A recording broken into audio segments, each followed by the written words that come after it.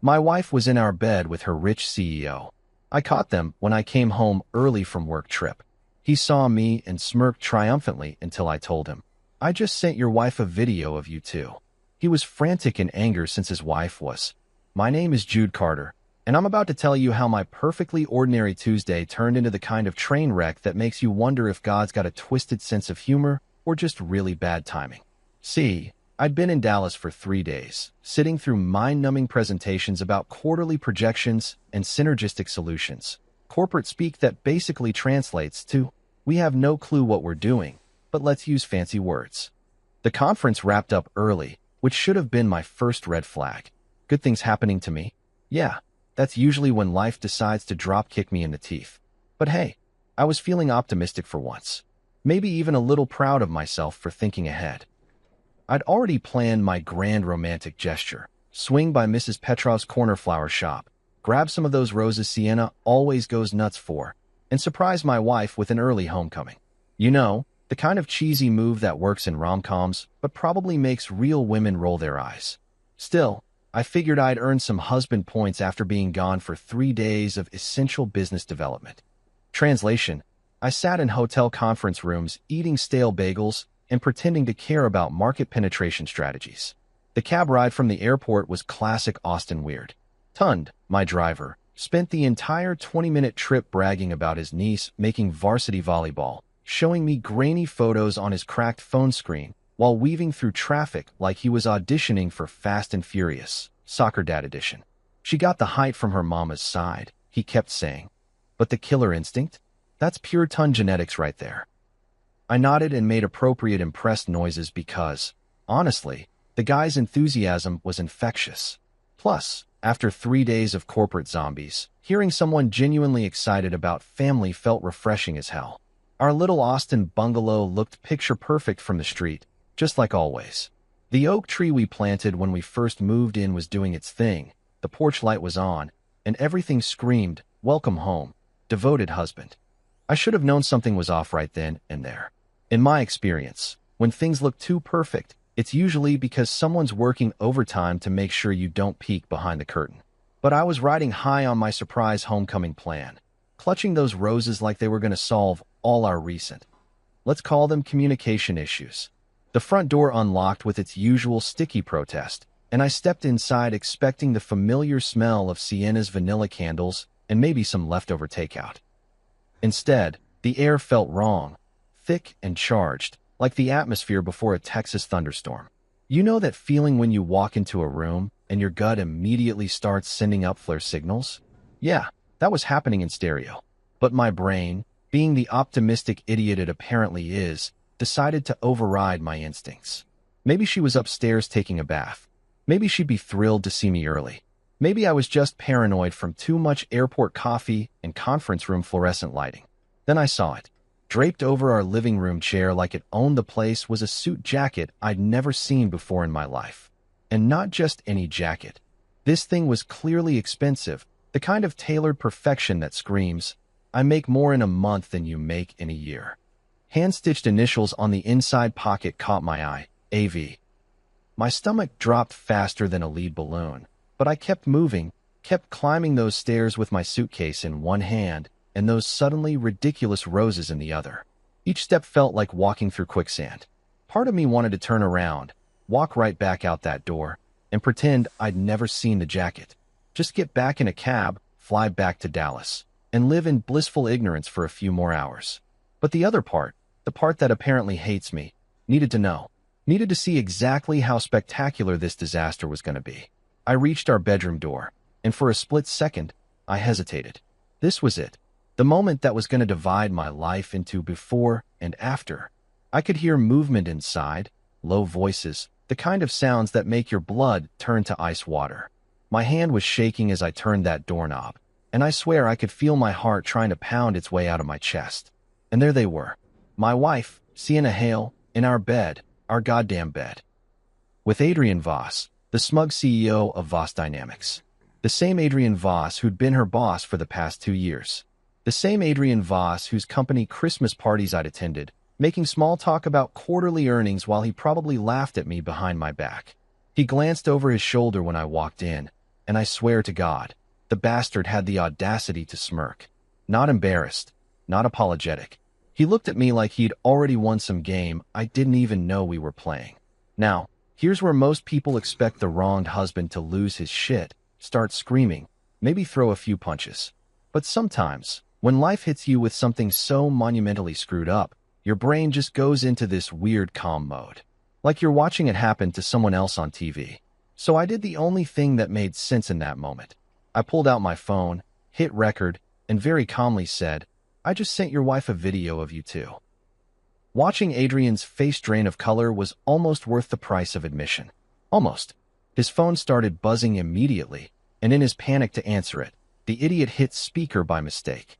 Marina Voss's voice filled our bedroom, cold, sharp, and absolutely terrifying in its controlled fury.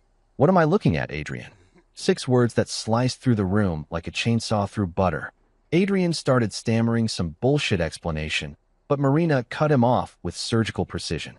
"Don't come home."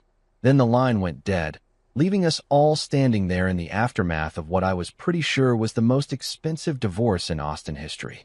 I looked at Adrian, still naked and now sweating bullets, and told him to get out of my house. Not yelling, not threatening, just stating a fact. He scrambled for his clothes like the place was on fire, which, metaphorically speaking, it was. Sienna whispered my name, soft and broken, like she was trying out some magic word that would undo the last 10 minutes. I didn't answer, couldn't answer, because honestly, what the hell was I supposed to say to that? So there I was, sitting in my kitchen at 3 in the morning, staring at that wall clock like it held the secrets of the universe.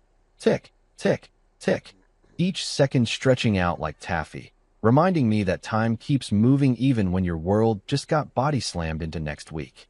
The house felt different now, like the walls themselves were judging me for being such a clueless idiot. How long had this been going on?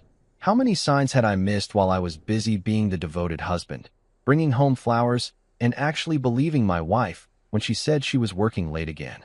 My brain started doing that thing where it rewinds the highlight reel of your stupidity in high definition.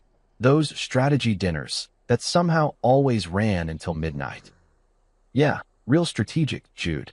The way Sienna suddenly became Fort Knox with her phone, flipping it face down whenever I walked into a room like she was guarding nuclear launch codes instead of probably sexting her boss.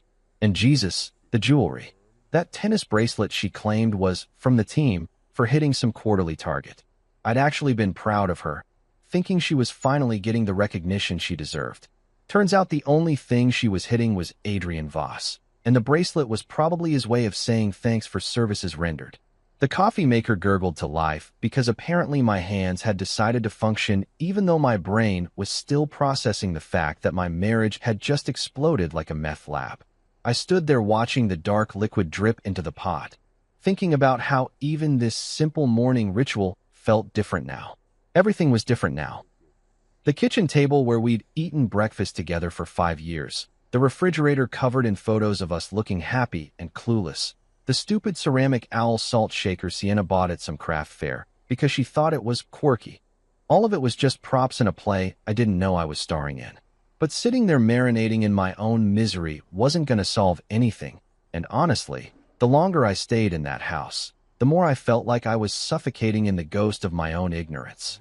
So I did what any rational person would do when their life implodes. I got in my car and drove to confront the other victim in this soap opera disaster. Because if I was going down, I sure as hell wasn't going down alone. Marina Voss lived in one of those pristine townhouses in Tarrytown that screams, "I have money and excellent taste, and I will destroy you with both." The kind of place where the landscaping probably costs more than most people's cars and the doormat is worth more than my monthly mortgage payment. I sat in my car for about 10 minutes, working up the nerve to ring the doorbell, wondering if she already knew what had happened or if I was about to be the bearer of the world's shittiest news. When she opened the door, Marina Voss looked exactly like what you'd expect from someone who could probably buy and sell half of Austin without breaking a sweat. Blazer that probably cost more than my car, hair that defied gravity and physics, and eyes that could cut glass. But here's the thing, she didn't look surprised to see me. She looked like she'd been expecting this visit, which either meant she had psychic powers or Adrian was even dumber than I'd given him credit for. Mr. Carter, she said, stepping aside to let me in. Not a question, not a greeting, just a statement of fact, like she was checking my name off some invisible list. Her townhouse was everything mine wasn't. Clean lines, expensive everything, and the kind of silence that comes from having enough money to soundproof your life. She led me to her kitchen, which looked like something out of Architectural Digest. All marble countertops and stainless steel appliances that probably had more computing power than NASA. The coffee she made tasted like it cost $50 a cup, rich and smooth, and completely at odds with the fact that we were two strangers whose spouses had just nuked both our lives from orbit. We sat across from each other at her kitchen island, and I swear the marble felt cold enough to freeze my soul, which was probably appropriate given the circumstances. So, Marina said, wrapping her hands around her cup like it was a weapon she was getting ready to wield. How long do you think this has been going on? Straight to the point, no small talk, no pretending this was some social visit. I like that about her already. No bullshit, just business.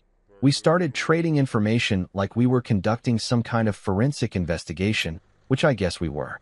She pulled out her phone and showed me Adrian's calendar.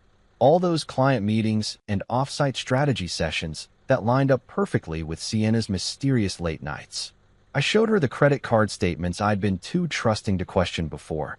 Charges at hotels I'd never heard of, expensive restaurants where apparently my wife was whining and dining herself with my money while screwing her boss. Marina had receipts, literally. Gift purchases that didn't make it home to her, weekend trips to Lake Travis that were supposedly team-building exercises, and a paper trail that painted a picture of two people who thought they were smarter than everyone else. The timeline we constructed was depressingly clear. This thing had been going on for at least 6 months, maybe longer. 6 months of me bringing home flowers while my wife was getting her flowers from someone else, if you catch my drift. But here's what impressed me about Marina Voss. She wasn't crying, she wasn't screaming, she wasn't doing any of the things you'd expect from someone whose husband just got caught with his pants down. She was calculating, methodical, like she was planning a hostile takeover instead of a divorce. When she spoke, her voice was steady as a surgeon's hand, and every word felt deliberate. I don't believe in screaming matches, she said, refilling our coffee cups with the precision of someone who'd probably never had a hair out of place in her entire life. They're messy, they're undignified, and most importantly, they don't accomplish anything except making you look unstable in court. The way she said court made it sound like she was already 3 moves ahead in a chess game I was just learning to play. We made a pact right there in her pristine kitchen, sealed with expensive coffee and mutual betrayal. No public scenes, no social media drama, no burning down their offices in fits of rage, just cold, calculated consequences delivered with the kind of precision that would make a Swiss watchmaker weep with envy. She handed me a business card for Amara Quinn, a divorce attorney who, according to Marina, doesn't believe in friendly fire. She's expensive, Marina warned, but she's worth every penny. And Jude, she looked at me with those laser-focused eyes. Don't let them think they can manage this. They made their choice. Now we make ours. Let me tell you something about divorce lawyers. They're like sharks, but with better suits and hourly rates that could finance a small country's GDP. When I walked into the offices of Quinn, Sato, and Brandt, I felt like I was entering some kind of legal fortress where dreams go to die and bank accounts get systematically dismantled. The reception area screamed, "We will destroy your enemies, but it's going to cost you." With its polished hardwood floors, leather furniture that probably cost more than my car, and abstract art that looked like someone threw paint at a canvas and called it a day. Amara Quinn turned out to be exactly what Marina had promised, a legal predator disguised as a professional woman in a power suit that could probably stop bullets. Her handshake was firm enough to crack walnuts, and when she looked at me, I got the distinct impression she was already calculating how many ways she could eviscerate the opposition. Her office was all sharp angles and intimidating law books, the kind of place where justice gets served with a side of financial ruin for whoever's stupid enough to cross her. "So," she said, settling behind her desk like a general preparing for war, "Marina tells me you've got a cheating spouse situation with some interesting complications." The way she said "interesting complications" made it sound like she was ordering her favorite dish at a restaurant. Let's start with the basics. Any kids? When I shook my head, She made a note that probably said something like, "No custody battle to complicate the carnage." Shared home. Another note. "Any prenup?" When I said no to that one, I swear I saw her eyes light up like a kid on Christmas morning. Her questions were simple, direct, and designed to strip away all the emotional bullshit and get down to what really mattered: money, assets, and how much damage we could legally inflict on the people who'd screwed us over. She didn't ask how I felt about it, didn't offer tissues or sympathetic looks. This wasn't therapy. This was warfare with filing fees. I handed over the video that had already destroyed Adrian's marriage, along with a thumb drive containing every text message, email, and credit card statement I could get my hands on. Watching her review the evidence was like watching a master chef examine ingredients. She knew exactly what she was working with and how to turn it into something that would leave the opposition begging for mercy. "This is good," she said, which in lawyer speak probably translated to, "We're about to make these idiots wish they'd never been born." Texas isn't a no-fault state, despite what a lot of people think. Adultery matters here, and you've got documentation that would make a forensic accountant weep with joy. She buzzed her assistant, and within minutes, 2 more people appeared in her office like legal reinforcements. Kira, her paralegal, looked like she could organize a military invasion and still have time for a coffee break. She immediately started pulling together a document list that would apparently require more paperwork than buying a house, selling a house, and financing a small business all at the same time. Leo Park, one of the associates, looked fresh out of law school but had the kind of focused intensity that suggested he'd been born to make other people's lives miserable through the creative application of legal statutes. While they worked, Amara explained Texas divorce law like she was teaching a masterclass in legal destruction. "Fault doesn't control everything," she said, "but it sure as hell influences property division, spousal support, and most importantly, leverage. When someone's caught with their pants down, literally, in this case, they tend to be a lot more reasonable about settlement negotiations." She leaned back in her chair, and I could practically see the gears turning in her head as she mapped out our strategy. "Here's what's going to happen. You're going to secure your finances, change every password you've ever used, and move anything valuable to a safe place. You're also going to document everything. Every lie, every excuse, every time she comes home late smelling like expensive cologne. And most importantly, you're not going to do anything stupid at work." That last part hit me like a slap in the face. "What do you mean?" I asked, though I had a sinking feeling I already knew. "I mean, you're not going to confront Adrian Voss in his office. You're not going to send angry emails to the entire company. And you're not going to do anything that makes you look like the unhinged ex-husband," she said, fixing me with a stare that could have melted steel. "Steady wins, Jude. The person who keeps their cool while everyone else is losing their shit is the person who walks away with their dignity and their bank account intact." Leo handed me a stack of papers that looked thick enough to use as a doorstop. "Initial petition," he explained, "along with temporary restraining orders and financial disclosures. We'll have these filed by end of business today." The efficiency was terrifying and oddly comforting at the same time. While my personal life was imploding, at least the legal machinery was moving with clockwork precision. The retainer agreement made my credit card weep, but Marina had been right. You get what you pay for, and what I was paying for was the legal equivalent of a nuclear weapon.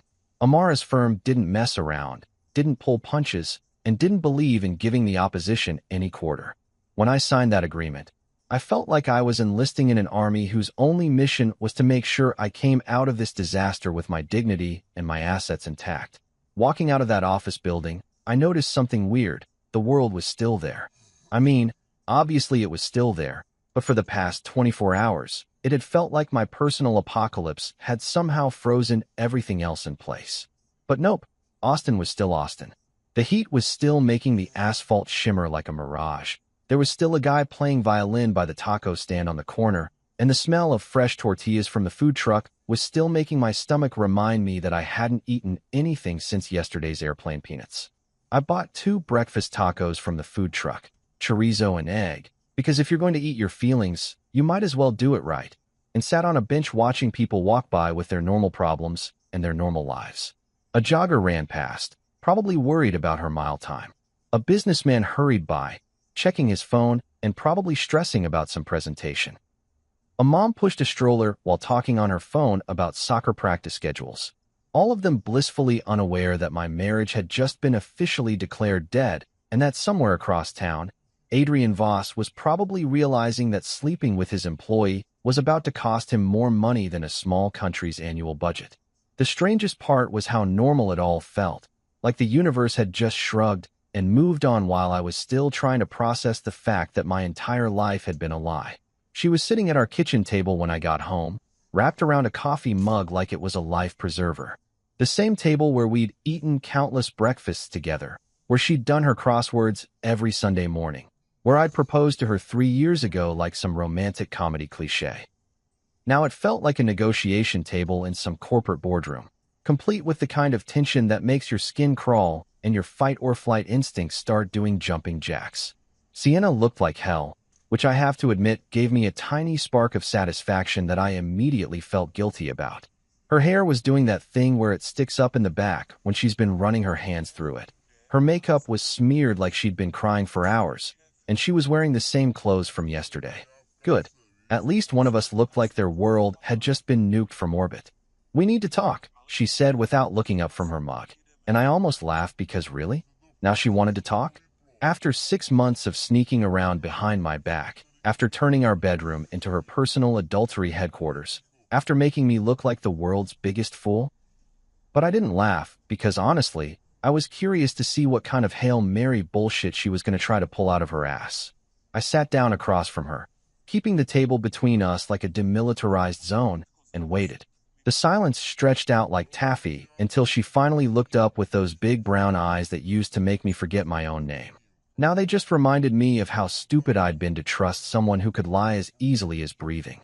"The papers will be served by Friday," I said, because I figured I might as well cut through whatever performance she was preparing. Her face crumpled like I'd just told her Santa Claus was dead, and the tears started flowing like someone had turned on a faucet. "Jude, please," she started, and here it came, the greatest hits album of cheating spouse excuses. It was a mistake. I was under so much pressure at work, and Adrian was there, and I felt so invisible in our marriage. She was hitting all the classics. The vulnerable woman, the manipulative boss, the neglectful husband who somehow drove her into another man's arms in bed. I let her talk because honestly, I was fascinated by the sheer audacity of it all. She was sitting there trying to rewrite history like I was some kind of idiot who'd just fallen off the turnip truck. According to her revised version of events, I was the villain who'd somehow forced her to cheat by being. What exactly? Too busy with work? Not psychic enough to read her mind? Too trusting to assume my wife wasn't screwing her boss in our bed while I was out of town? When she finally ran out of steam, I pointed upstairs toward our bedroom, the scene of the crime, so to speak. "There is no we to fix," I said, making sure to speak slowly so every word would sink in. "There's me, there's you, and there's the fact that you chose to blow up our marriage for whatever this thing with Adrian was supposed to be." She tried the counseling angle next, which was rich coming from someone who'd been counseling Adrian Voss right out of his pants for the better part of 6 months. "We could try therapy," she said, like our problems were some kind of communication issue that could be solved with a few sessions and some relationship workbooks.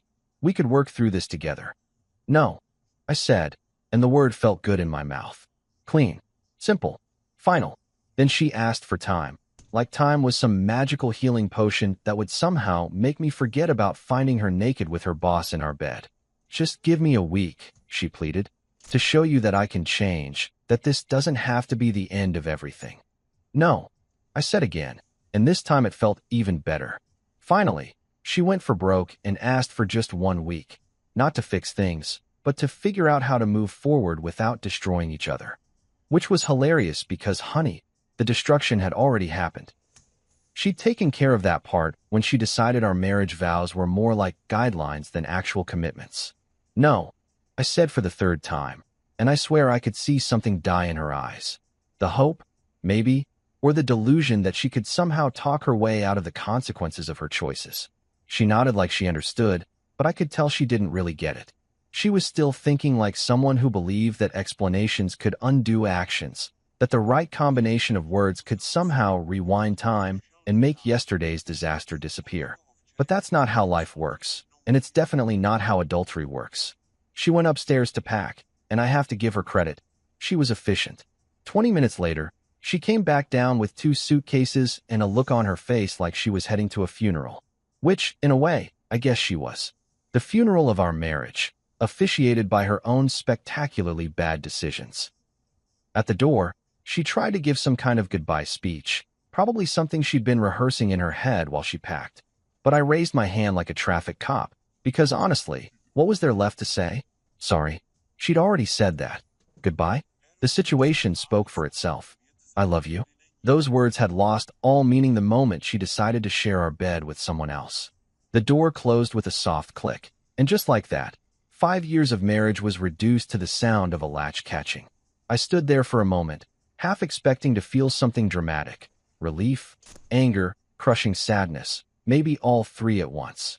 Instead, I felt oddly empty, like someone had scooped out all my emotions with a melon baller and left me running on nothing but autopilot. Mr. Whitmore, our 70-something neighbor, was doing some aggressive rose trimming in his front yard, which was his polite way of keeping an eye on the drama unfolding next door. When our eyes met across the fence, he gave me a small nod. Not sympathy, not pity, just acknowledgement from one man to another. He didn't say a word, didn't offer any platitudes about how things would get better or how I was better off without her. I was grateful for that silence. Sometimes the best thing someone can do is just witness your disaster without trying to fix it or explain it away. Mr. Whitmore got that. Bless his nosy old soul. He just kept trimming his roses and pretending he wasn't watching my marriage officially die in real time. While I was busy watching my marriage get carted away in a rolling suitcase, Marina Voss was apparently conducting her own version of shock and awe about 3 miles across town. See, here's what I learned about Marina in the following weeks. When she said she didn't believe in screaming matches, what she really meant was that she believed in something far more terrifying. Systematic destruction delivered with the precision of a Swiss watch and the brutality of a medieval siege engine. Her lawyer, Victor Lang, turned out to be the kind of guy who probably ate opposing counsel for breakfast and used their tears as coffee creamer. Within 48 hours of our kitchen summit, he'd filed motions that would make a tax auditor weep with admiration. Asset freeze? Check. Expense trail subpoenas? Double check. Emergency orders that basically turned Adrian's financial life into a glass house, where everyone could see exactly how he'd been spending his money? Triple check with a cherry on top. The beautiful thing about rich people is that they always leave paper trails, because when you're used to buying your way out of problems, you tend to forget that credit cards are basically confession letters written in monthly installments. Victor's forensic accountant, a woman who probably got aroused by spreadsheets, started pulling apart Adrian's expenses like she was performing surgery on a budget. Hotel suites that were supposedly for client entertainment, but coincidentally happened on nights when Sienna was working late. Business gifts that turned out to be diamond earrings and designer handbags. A weekend at Lake Travis that was billed as executive team building, but seemed to have involved exactly 2 executives building something that definitely wasn't corporate synergy. Meanwhile, at Voss Dynamics, the dominoes were starting to fall like it was some kind of corporate Rube Goldberg machine designed by someone with a really twisted sense of justice. The company's internal audit department, those fun-loving folks who normally spent their days making sure people weren't stealing office supplies, suddenly found themselves investigating whether their CEO had been violating about 17 different sections of the employee handbook. Here's the thing about corporate America. Companies will tolerate a lot of crap from their executives. Cocaine habit? We'll send you to rehab. Embezzlement? We'll work out a payment plan.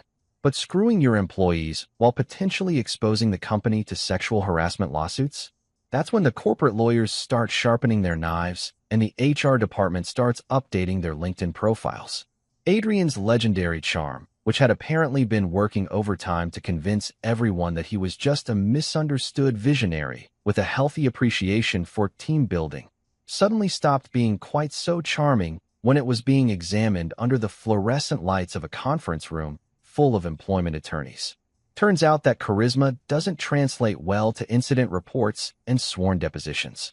The board chair, Avery Chun, a woman who looked like she could reduce grown men to tears just by adjusting her reading glasses, started asking the kind of questions that make CEOs break out in cold sweats.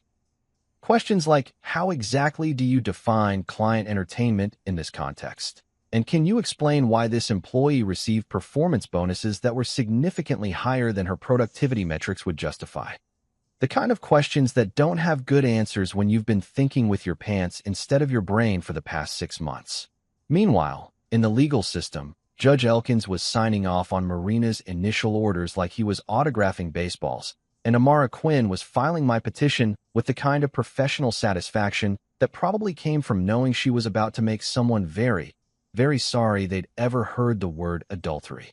The beautiful thing about Texas divorce law is that it's not nearly as forgiving as some people think, especially when you've got video evidence and a paper trail that reads like a how-to guide for corporate sexual harassment.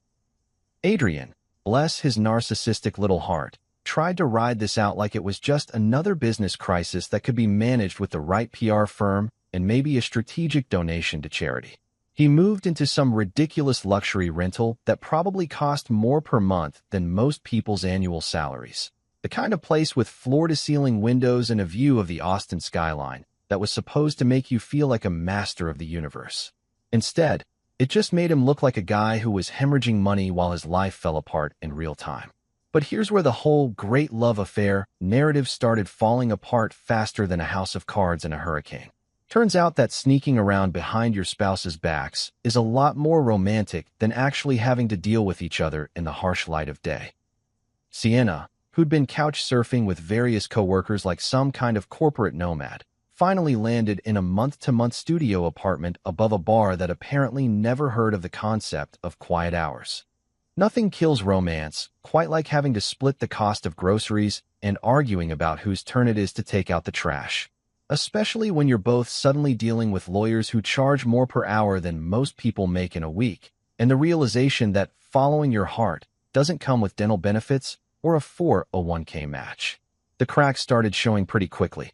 Jealous text messages about who Adrian was talking to at work functions. Arguments about money that escalated from whispered disagreements to full-blown shouting matches.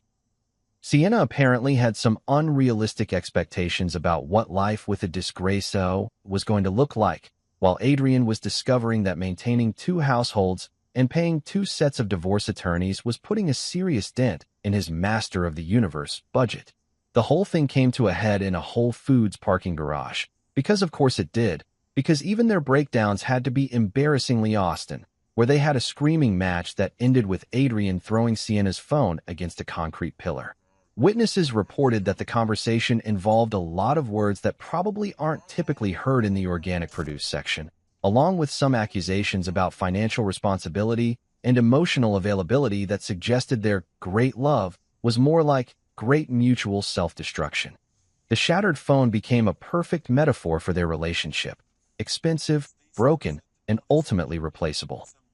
Adrian stormed off in his BMW, probably muttering about ungrateful women and the unfairness of it all, while Sienna was left standing there surrounded by the scattered pieces of her device and, presumably, her illusions about what kind of life she'd thought she was signing up for. From my perspective, watching this unfold was like being a spectator at the world's most expensive train wreck. These were 2 people who'd blown up 4 lives because they thought they were smarter than everyone else, only to discover that infidelity is actually just another word for stupidity with better marketing. You know what they say about burning bridges? Sometimes you don't burn them. Sometimes you load them onto a truck and haul them to the city dump to watch industrial equipment turn them into compressed metal cubes. That's exactly what I did with our bedroom.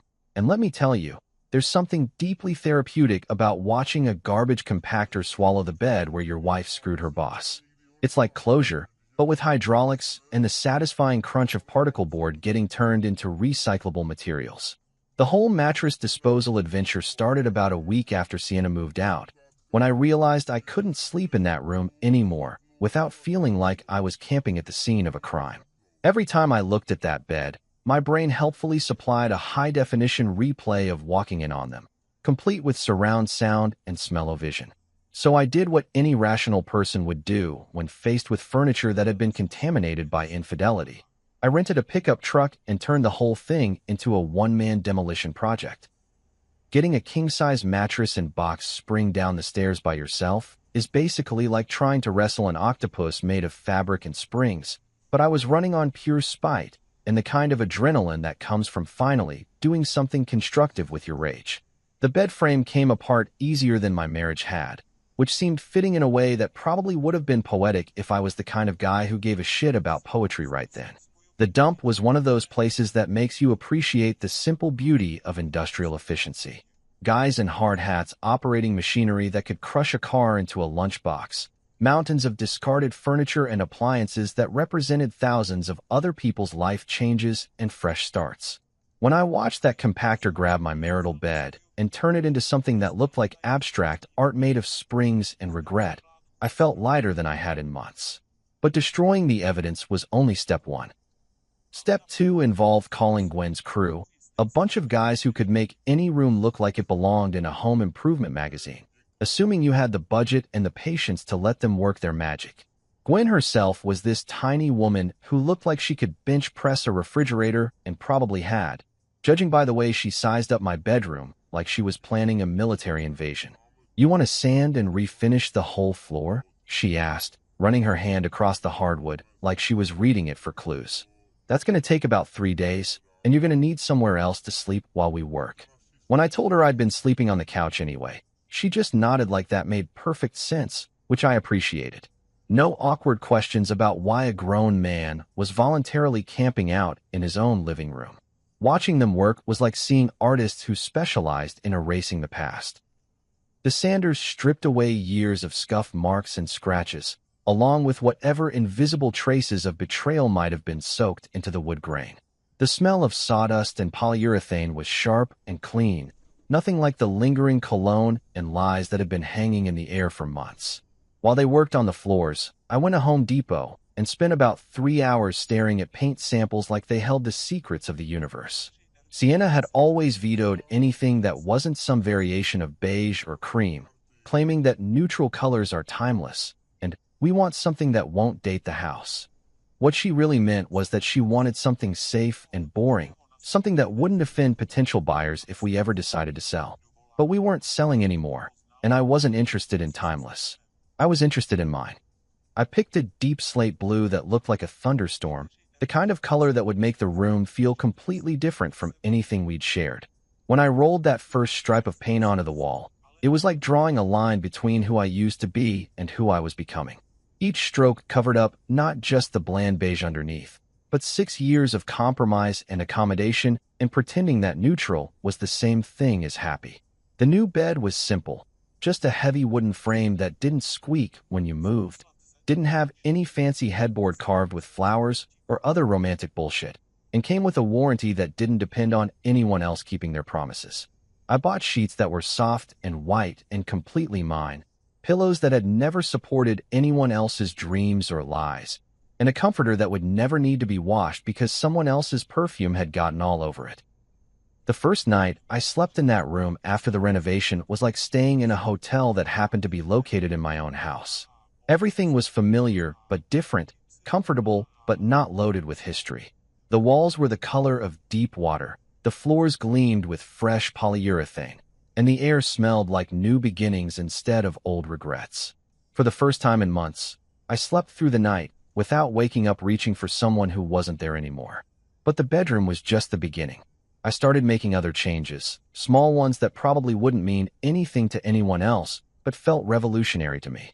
I left my shoes by the front door without listening for lectures about tracking dirt through the house. I ate cereal for dinner while watching SportsCenter, because apparently that's what happens when you don't have to negotiate every meal like it's a peace treaty between warring nations. The remote control lived permanently on my side of the couch, and I could watch entire games without someone asking questions about the rules or sighing dramatically about how boring football was. I played music without headphones, left dishes in the sink overnight without feeling guilty, and discovered that living alone didn't mean being lonely. It meant being free to be myself without having to explain or justify every choice to someone who'd apparently been planning their exit strategy anyway. My manager Omar Shah noticed the difference at work, which either meant I'd been more obviously miserable than I thought, or that divorce had given me some kind of professional superpower. During a client recap meeting, he pulled me aside and said, "You seem more focused lately, more engaged." He was right, though I couldn't exactly explain that having your personal life explode had somehow made it easier to concentrate on quarterly projections and market analysis. The truth was, my mind felt clearer than it had in years. Without constantly worrying about whether Sienna was happy, whether I was doing enough, whether those late nights really were just about work, I could actually focus on the tasks in front of me. Problems that used to seem overwhelming suddenly looked manageable. Clients who used to intimidate me just looked like people who needed solutions I was perfectly capable of providing. It was like I'd been trying to solve math problems with half my brain tied behind my back, and suddenly someone had cut the ropes. The mental energy I'd been spending on denial and justification and trying to fix things that weren't actually broken was now available for more productive uses, like figuring out why our biggest account was hemorrhaging money and what we could do to stop the bleeding. For the first time in longer than I could remember, my life felt like it actually belonged to me. Turns out when you're not spending half your mental energy trying to decode whether your wife's working late again means she's actually working or just working on her boss's zipper, you discover you've got some serious untapped brain power just sitting around looking for something productive to do.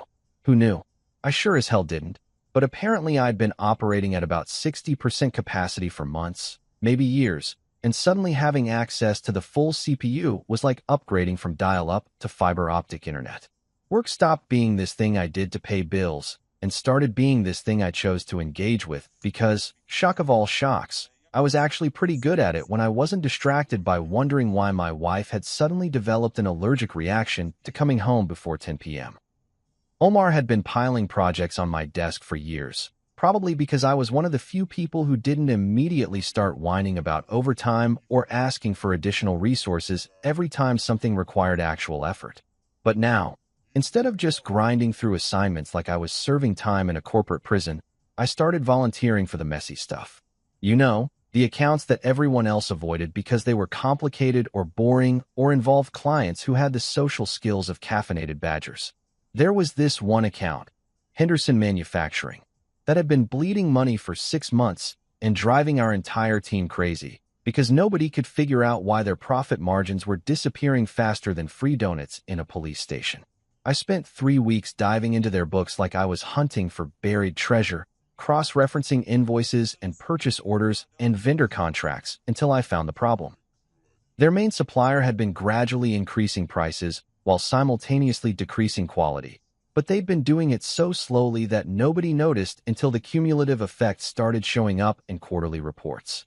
It was like financial death by 1,000 paper cuts, and once I pointed it out, the solution was obvious.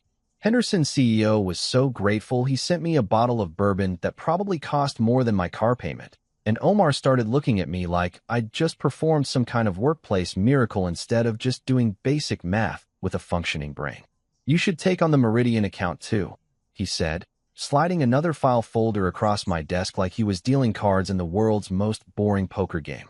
"They're having some supply chain issues that sound right up your alley." The weird thing was, I actually wanted to take it on. Not because I needed to prove anything or impress anyone, but because solving puzzles turned out to be satisfying when you weren't spending half your time wondering if your spouse was lying to your face about where she'd been and who she'd been with. Work became this clean, logical space where problems had actual solutions and success was measured in numbers that didn't lie or cheat or suddenly decide they needed space to find themselves. But here's the thing about having extra mental bandwidth. You start noticing that there's a whole world out there beyond your office cubicle and your imploding marriage. I'd been so focused on trying to hold my personal life together that I'd completely forgotten about the community center volunteer orientation I'd signed up for about 8 months ago, back when Sienna was going through her "we should give back more" phase. She'd lost interest after about 2 weeks, which should have been another red flag, but I'd kept meaning to follow up and just never got around to it.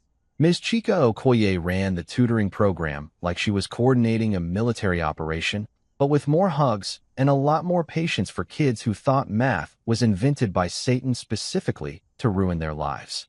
She was one of those people who could look at a room full of fidgety 8-year-olds and somehow transform them into focused little scholars just by believing they were capable of more than they thought they were.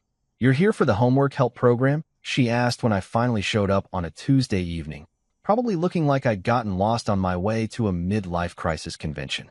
When I nodded and explained about the delayed follow-up, she just smiled and handed me a name tag like tardiness was just another problem with an obvious solution. Perfect timing. I've got 2 kids who could use someone with your background. That's how I met Zoe, who was 9 years old and had apparently decided that fractions were her personal enemy in a war she was determined to win through sheer stubbornness and creative applications of erasers.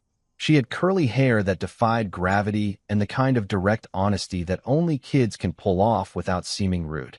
"Are you married?" she asked during our second tutoring session, while we were working through a worksheet that involved dividing pizza slices in ways that somehow made math relevant to her daily life. I said, trying to figure out how to explain divorce to someone whose biggest relationship drama probably involved who got to sit where at the lunch table. "Did she unmarry you?" Zoe asked, which was probably the most accurate description of divorce I'd ever heard. "Yeah, she did."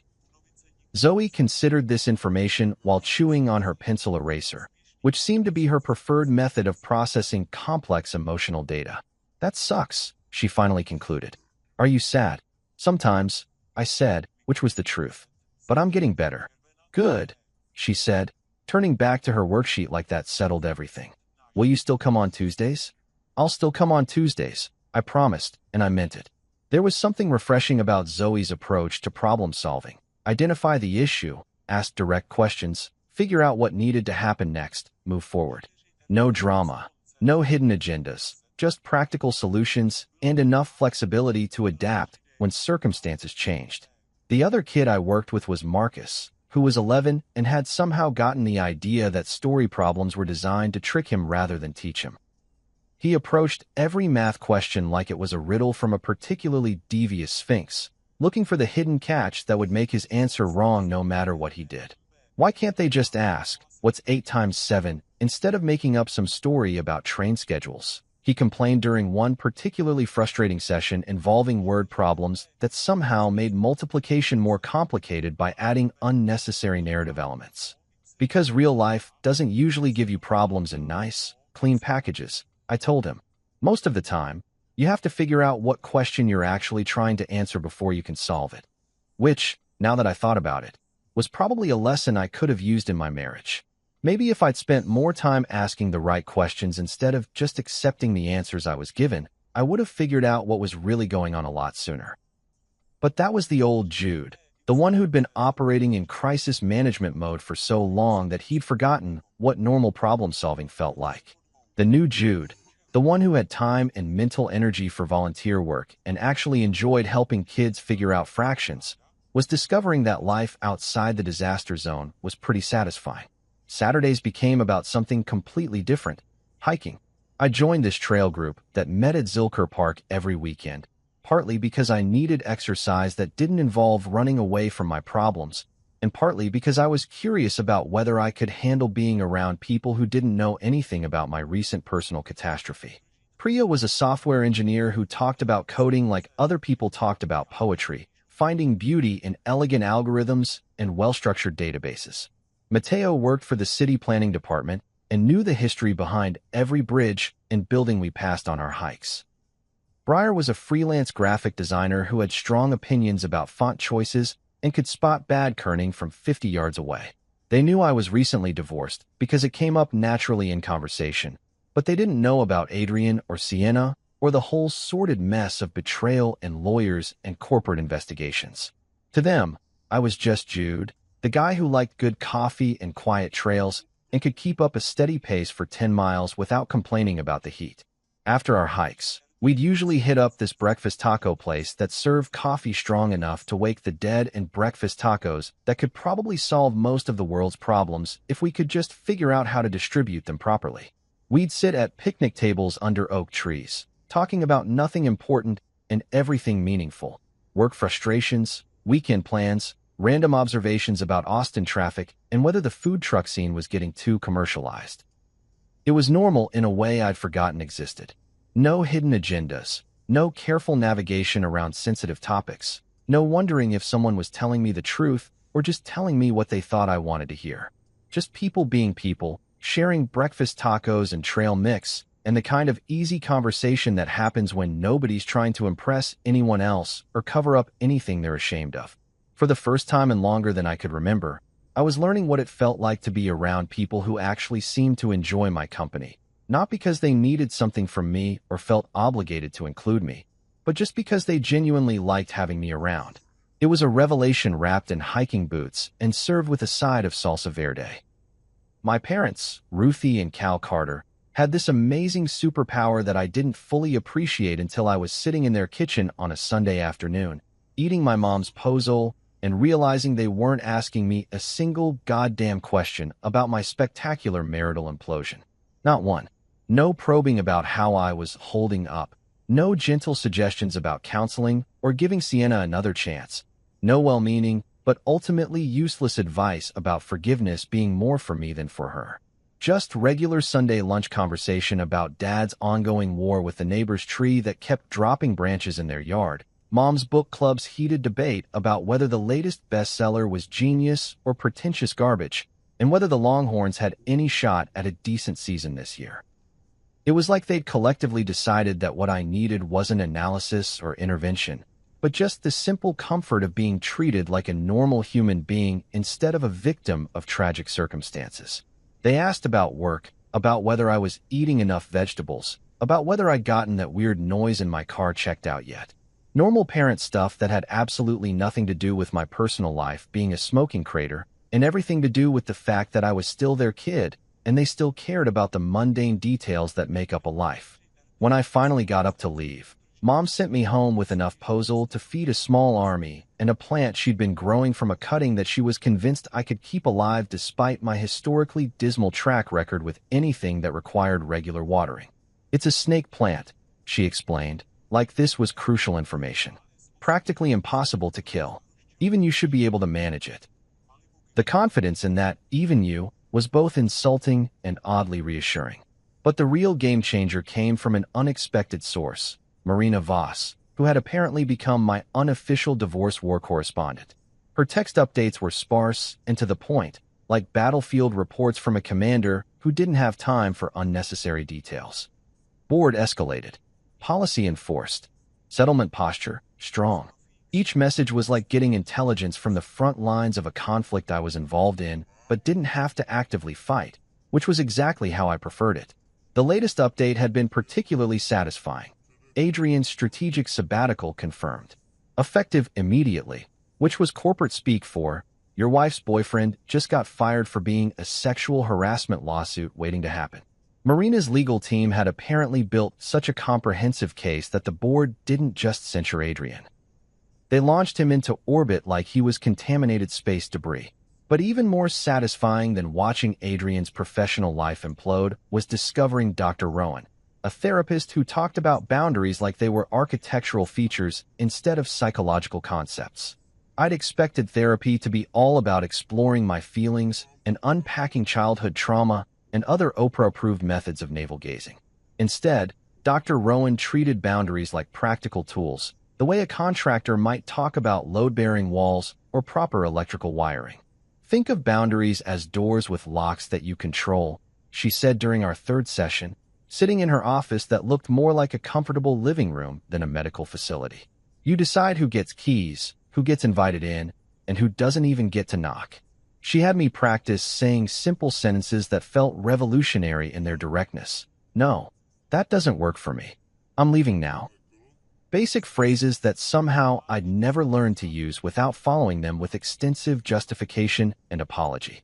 The homework she gave me was deceptively simple. Make a list of personal rules and stick to them for 1 week. Not goals or aspirations or things I hope to accomplish eventually, but actual rules with real consequences. The list I came up with felt both obvious and radical. Rule number 1. I do not explain my no. If someone asks me to do something and I don't want to do it, no is a complete sentence. I don't owe anyone a detailed breakdown of my reasoning, a cost-benefit analysis of my time, or a dissertation on why their request doesn't align with my priorities. No means no, period, end of discussion. Rule number 2. I do not chase people who hurt me. If someone decides they want to be out of my life, either through their actions or their choices, I'm not going to spend my energy trying to convince them otherwise. People show you who they are through their behavior, and when they show you they're willing to hurt you, believe them the first time. Rule number 3. I do not rescue what chooses to drown. This one was specifically about Sienna, but really applied to anyone who creates their own problems and then expects other people to fix them. If someone wants to make destructive choices, that's their right, but they don't get to make those choices my responsibility.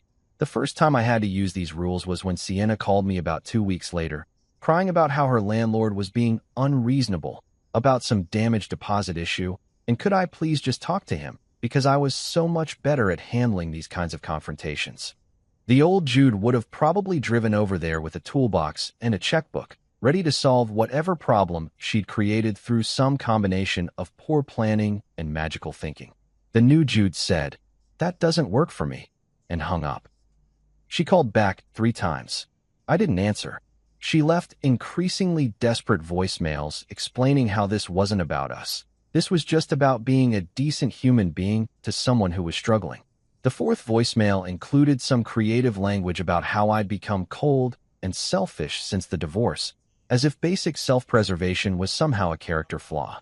I deleted all the messages without listening to them completely and went about my day.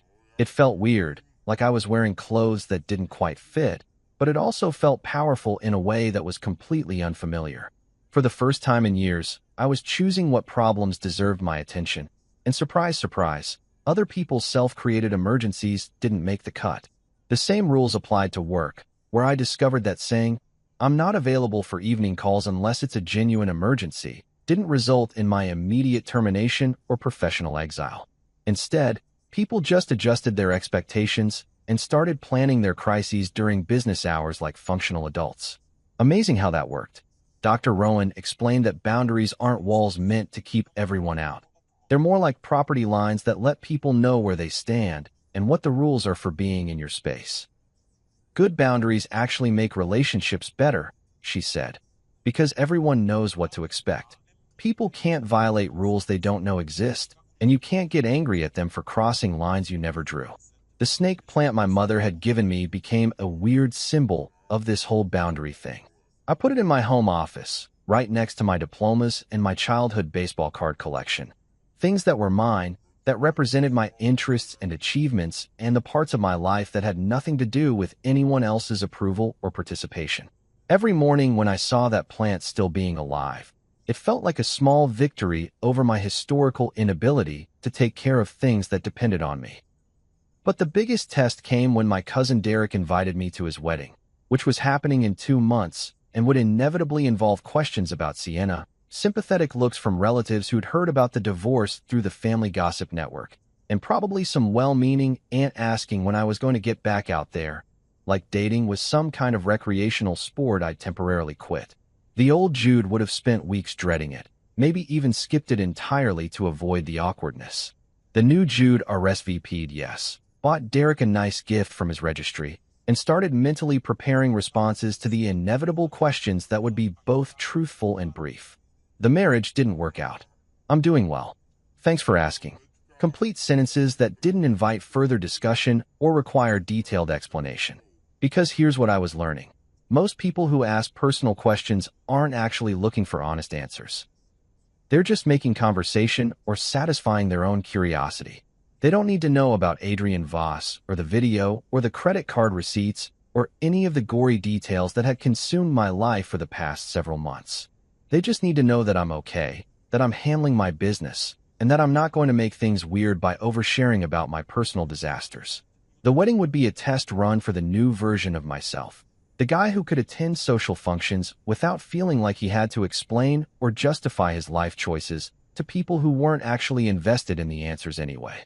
The first holiday season after your marriage explodes is weird in the same way that losing a limb is probably weird. You keep reaching for something that isn't there anymore, expecting traditions that no longer exist, and realizing how many of your automatic responses were built around someone else's presence.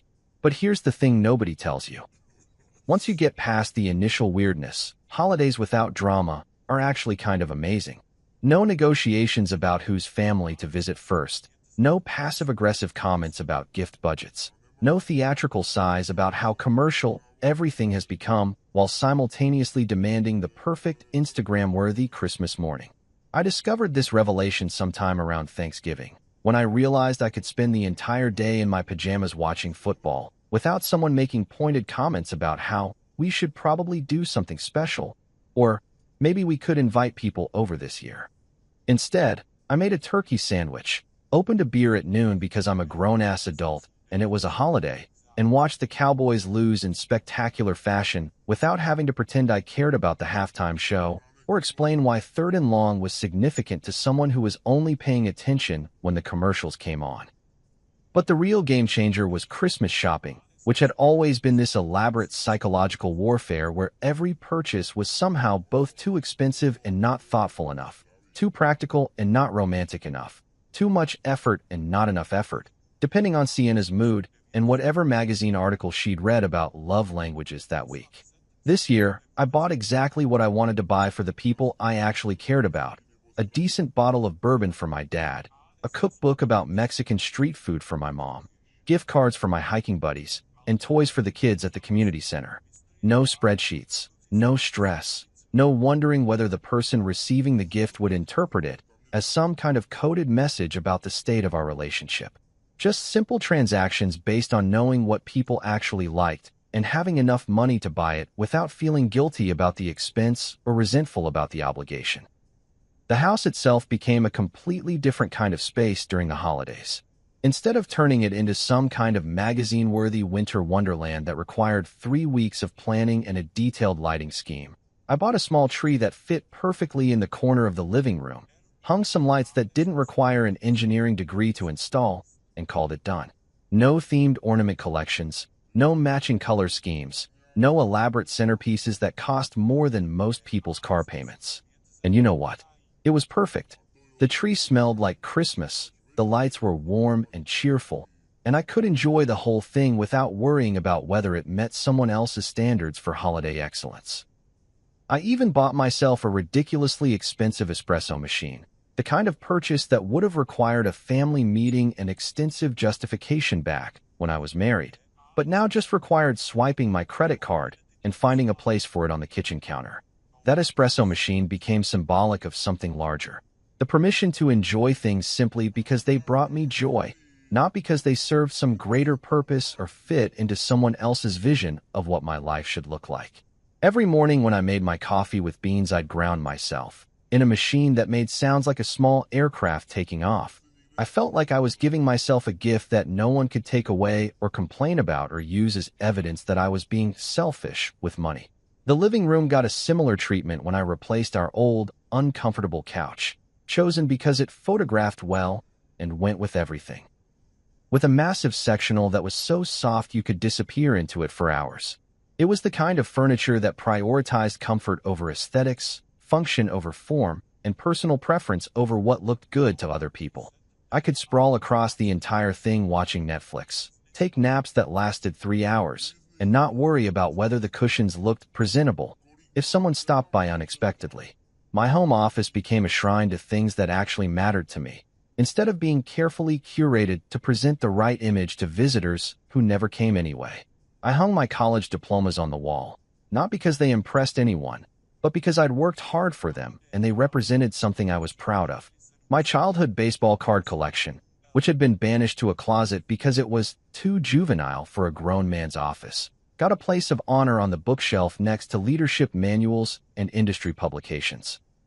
Work started reflecting these changes too, in ways that surprised everyone, including me.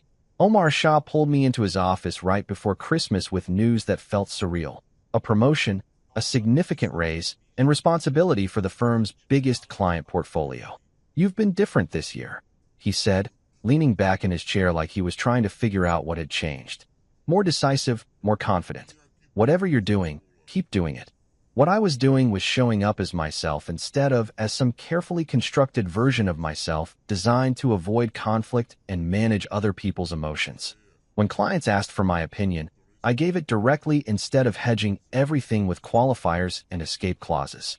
When team meetings got bogged down in endless discussion, I moved things forward with actual decisions instead of waiting for consensus that would never come. When problems needed solving, I solved them instead of forming committees to study the feasibility of maybe addressing them eventually.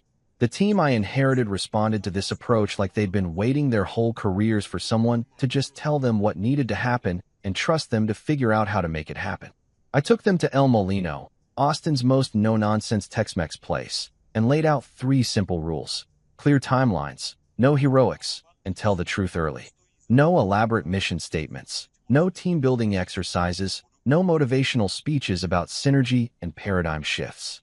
Just basic expectations that treated them like competent adults instead of children who needed constant supervision and encouragement. The result was a team that got calmer and faster, more efficient and less stressed, because they knew exactly what was expected of them and didn't have to spend time guessing what I really meant or trying to read between the lines of carefully diplomatic language. When Priya asked if I was dating during one of our post-hike breakfast taco sessions, I told her lightly, which was both completely true and completely sufficient as an answer. I wasn't shopping for forever, wasn't looking for someone to complete me or fix the parts of my life that felt empty. I was practicing joy, figuring out what actually made me happy instead of what I thought should make me happy, learning to enjoy my own company instead of constantly seeking external validation, discovering that contentment could come from simple things like perfectly brewed coffee and Sunday afternoon naps on a couch that felt like being hugged by a cloud. The holidays passed quietly and peacefully, without drama or disappointment or the exhausting emotional labor of managing someone else's expectations while pretending my own didn't matter. For the first time in years, January felt like a beginning instead of just another month of the same old compromises and accommodations that had been slowly strangling the life out of me. 3 years is exactly long enough for the sharp edges of catastrophe to wear smooth, for the daily reminders of what you lost to fade into the background noise of a life that's learned to function without them. 3 years is how long it takes for running into your ex-wife's friend in the cereal aisle at H-E-B to feel like a minor inconvenience instead of a major emotional event, which is exactly what happened on a Tuesday evening when I was trying to decide between Honey Nut Cheerios and some organic cardboard that claimed to be good for my digestive health. Katrina had been one of Sienna's closest friends back